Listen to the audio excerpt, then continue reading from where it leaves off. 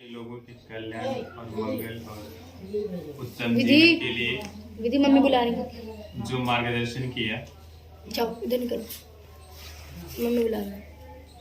ये संसार का अंतिम सत्य है कि जिसका इस संसार में जन्म हुआ है उसको मरना है, अंतिम गति ये होनी है।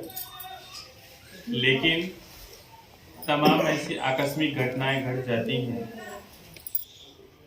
जो बहुत ही ज्यादा दुख, बहुत ही ज्यादा असहनीय पीड़ा दे जाती है। तो ऐसी परिस्थिति में व्यक्ति के लिए ऐसा क्षण को बर्दाश्त कर पाना बड़ा थोड़ा मुश्किल होने लगता है। तो ऐसी परिस्थिति में जो हमारे परिजन हैं, हमारे मित्र हैं, हमारे रिश्तेदार हैं, हमारे लिए संबल बन के खड़े होते हैं। इसलिए कि इस संसार में वो किसी परंपरा का हो, किसी जाति वर्ग का हो, किसी धर्म को मानने वाला व्यक्ति हो, क्या इस अंतिम सत्य से बच सकता है क्या? ये अंतिम गति हर किसी की यही होनी है।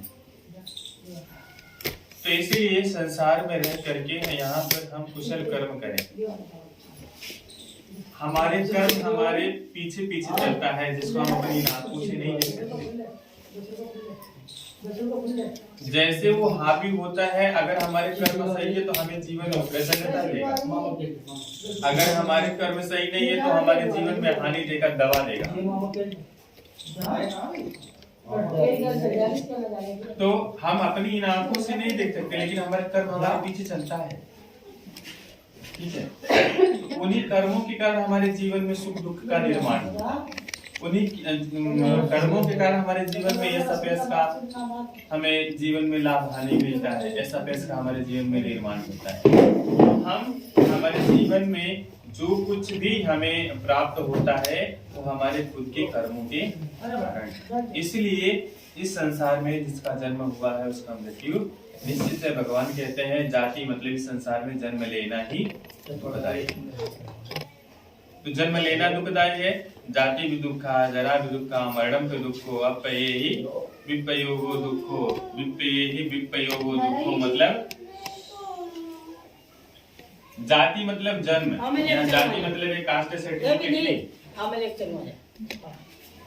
तो यहाँ जन्म से संबंध रखता है कि संसार में जन्म लेना ही दुखदायी है। जरा मतलब बुढ़ापा, बुढ़ापे में तमाम प्रकार के हमारे शारीरिक जो कमजोरी आने की वजह से हम तमाम कार्य अपना नहीं कर सकते हैं।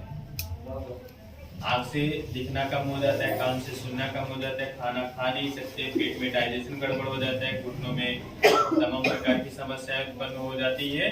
तो इसलिए बुढ़ापा भी दुखदायी है, मरण भी दुख और मरना भी दुखदायी तो है। तो फिर जब ये सब दुखदायी है तो सुख क्या है? तो भगवान ने कहा आर्य अष्टांगिक को मंगो। तो आर्य अष्टांगिक जो श्रेष्ठ मार्ग है उसका हम हमारे जीवन में पालन करके तो इस अंतिम अवस्था को पहुंचे। तो आदमी हर किसी को संसार से तो अंतिम विदाई होगी ही होगी, लेकिन वो सुखद अवस्था में प्राण को त्यागता है, सुखद अवस्था में शरीर से उसकी क्रिया बंद होती है। ठीक है, इनमें से किसी ने विपश्यना किया हो तो विपश्यना जिन्होंने किया है तो उनको पता है कि वो व्यक्ति सजग अवस्था में अपने शरीर को छोड़ता है, उसके चेहरे पे शांति रहती है, बड़ा ही ताजगी रहता है। ये चीजें तो मैंने प्रवचन में सुना था, लेकिन मैंने लास्ट टाइम पश्चिम बिहार में मैंने ये देखा, वो बहुत मतलब ध्यान करते थे। तो 3 दिन की बॉडी थी, लेकिन चेहरा ऐसा लग रहा था जैसे सो रहे हैं। ठीक है, तो इसलिए कि धर्म पूर्वक जो जीवन, धर्म का मतलब कोई बड़ा अलौकिक चीज नहीं, धर्म का मतलब जो व्यक्ति अच्छा आचरण करता है, अच्छा व्यवहार करता है, अच्छा संस्कार रखता है, अच्छे कार्यों करने का वो प्रयास करता है अपने परिवार में, अपने व्यवहार से, अपने सारे लोगों से। तो ये धर्म